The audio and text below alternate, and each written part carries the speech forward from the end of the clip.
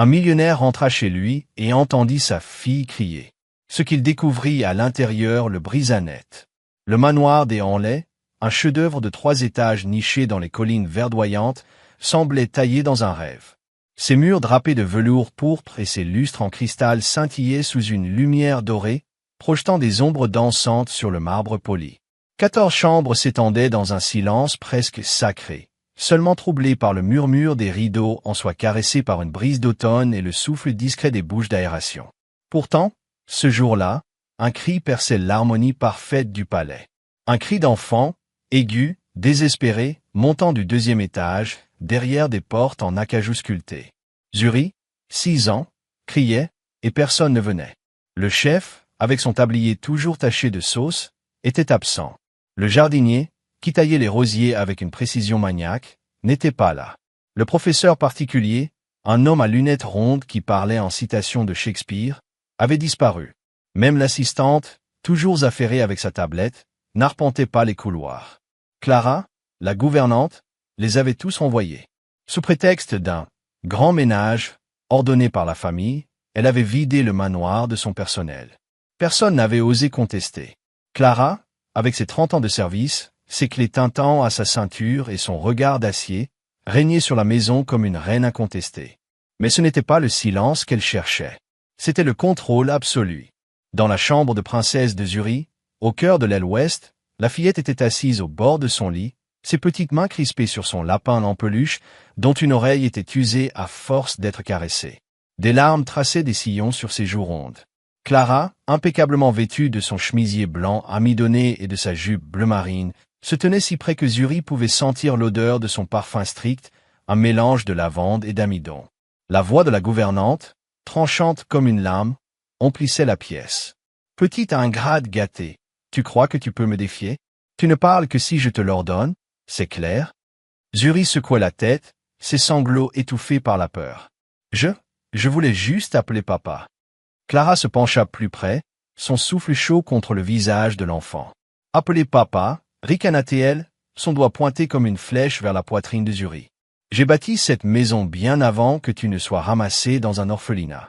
Tu crois que parce qu'il t'a adoptée, tu es une princesse? Tu n'es qu'une œuvre de charité, un caprice de riche. Ta place n'est pas ici.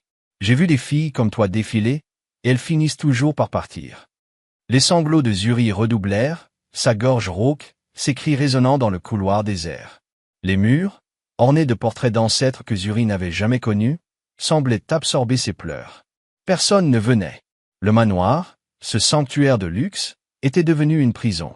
Ce que Clara ignorait, c'était que Jamal Hanley, le maître des lieux, était rentré 6 heures plus tôt que prévu.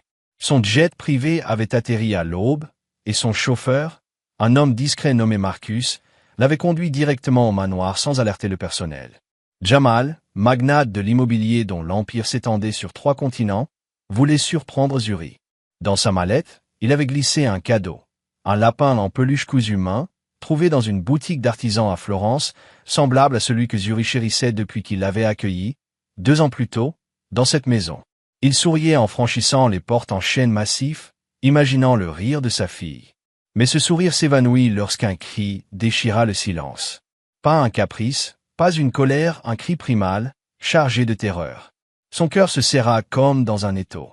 Le sac cadeau et sa mallette tombèrent sur le sol de marbre dans un claquement sourd. Ses pas, d'ordinaire mesurés, martelèrent l'escalier en colimaçon, faisant trembler les rampes dorées. 2e étage.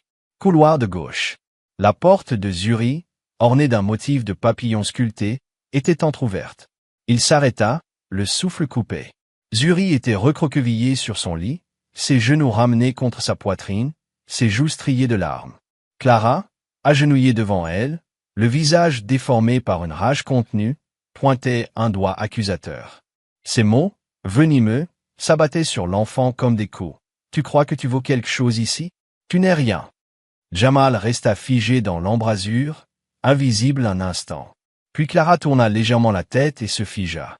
Son visage, habituellement impassible, se vida de ses couleurs. « Monsieur Hanley, balbutia-t-elle, se redressant d'un bond. Je ne savais pas que vous étiez rentré. » Il ne répondit pas. Son regard glissa vers Zuri, dont les yeux noyés de larmes s'illuminèrent de soulagement. « Papa, cria-t-elle, sa voix brisée. Elle glissa du lit, trébuchant sur le tapis perçant, et courut vers lui. Jamal s'agenouilla, la soulevant dans ses bras. Elle tremblait comme une feuille, son petit corps secoué de sanglots, son visage enfoui dans sa veste en laine. Il la serra fort, sentant son cœur battre à tout rompre contre le sien.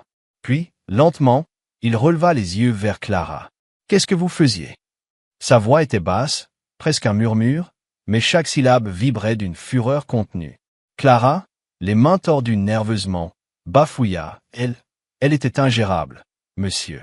Elle jetait ses jouets, criait sans raison. J'ai dû hausser le ton pour la calmer. Zuri se cramponna à lui, sa voix étouffée contre sa poitrine. Je voulais juste t'appeler. Elle m'a pris mon téléphone. Jamal caressa doucement ses cheveux tressés, ornés de perles colorées, puis fixa Clara. Qui d'autre est dans la maison? Clara cligna des yeux, déstabilisée. Juste moi, monsieur. J'ai renvoyé le personnel pour un nettoyage en profondeur de l'aile ouest. Pratique, lâcha-t-il, son ton aussi tranchant qu'un rasoir. Il se tourna vers le mur et appuya sur l'interphone de sécurité. Brent, venez dans la chambre de Zuri. Emmenez Maria avec vous. Clara quitte les lieux. Immédiatement. Monsieur Henley, protesta Clara, sa voix montant dans les aigus. C'est un malentendu, Il ne la regarda pas. Zuri, agrippée à son revers, murmurait entre deux sanglots. Elle a dit que tu me renverrais. Jamal s'assit sur le lit, la berçant doucement, ses lèvres effleurant son front. Tout va bien, ma puce, murmura-t-il. Je suis là maintenant. Des pas lourds résonnèrent dans le couloir. Brent, le chef de la sécurité, un ancien militaire au regard sévère, entra avec Maria, une femme de chambre aux manières douces qui avait toujours un sourire pour Zuri. Clara, raide comme une statue, fut escortée hors de la pièce sans un mot de plus. Le claquement de ses talons s'évanouit dans l'escalier. Le personnel murmurerait plus tard que Jamal Henley, l'homme qui avait bâti un empire capable d'abriter des milliers de personnes, avait les larmes aux yeux cet après-midi-là, en descendant l'escalier doré avec sa fille dans les bras. Clara ne remit plus jamais les pieds dans le manoir. Mais le silence revint, lourd, oppressant. Dans la chambre de Zuri, Jamal s'assit sur le lit, la tenant toujours contre lui. Elle était calme, non pas apaisée, mais vidée par la peur. Ses petits doigts s'accrochaient à sa chemise, comme si elle craignait qu'il disparaisse. « Je suis désolé, murmura-t-il, la gorge serrée. J'aurais dû être là. J'aurais dû voir ce qu'elle te faisait. » Zuri leva vers lui des yeux rouges et gonflés. « Elle a dit que tu ne m'aimerais pas si je parlais. Que tu me renverrais à l'orphelinat. » Jamal sentit son cœur se fissurer. Il avait adopté Zuri 2 ans plus tôt, après des mois de démarche, poussé par une promesse faite à sa défunte épouse, qui rêvait d'offrir un foyer à un enfant. Zuri, avec ses rires timides et ses yeux curieux, avait comblé un vide qu'il n'avait jamais su nommer. Mais il avait été trop absent, trop confiant dans le personnel qu'il payait grassement pour veiller sur elle. « Jamais, dit-il, sa voix tremblante mais ferme. Tu es ma fille, Zuri. Rien ne changera ça. » Elle trembla, sa voix à peine audible. Elle a dit que je n'avais pas ma place ici. Que j'étais juste un fardeau. Il ferma les yeux, retenant la brûlure des larmes. Tu as plus ta place que quiconque. Je t'ai choisi, Zuri, parce que je t'aime. Le lendemain matin, le manoir retrouva son agitation habituelle, mais quelque chose avait changé. Jamal réunit le personnel dans le grand salon, sous le lustre monumental qui jetait des éclats de lumière sur les murs. Sans élever la voix, il posa une règle inflexible. Quiconque voyait, entendait ou soupçonnait une maltraitance et gardait le silence serait licencié sur le champ. 2 employés, mal à l'aise, démissionnèrent avant la fin de la journée. 3 autres s'excusèrent, les larmes aux yeux, jurant qu'ils n'avaient rien su des agissements de Clara. Mais Jamal ne s'arrêta pas là. Il restructura l'organisation du manoir. 2 adultes seraient désormais toujours présents pour Zuri, un éducateur et une thérapeute spécialisée dans les traumatismes, ainsi qu'Angela, une femme au sourire chaleureux qui avait travaillé avec des enfants placés et dont les références étaient irréprochables. Il fit installer des caméras discrètes dans les couloirs, non pas pour espionner, mais pour garantir que plus jamais un cri ne resterait sans réponse. Surtout, Jamal changea lui-même. Il annula ses 2 prochains voyages d'affaires, libéra ses week-ends et commença à aller chercher Zuri à ses cours de danse l'après-midi. Parfois, il marchait avec elle dans les jardins du manoir, tenant sa petite main, écoutant ses histoires de papillons et de chansons apprises à l'école.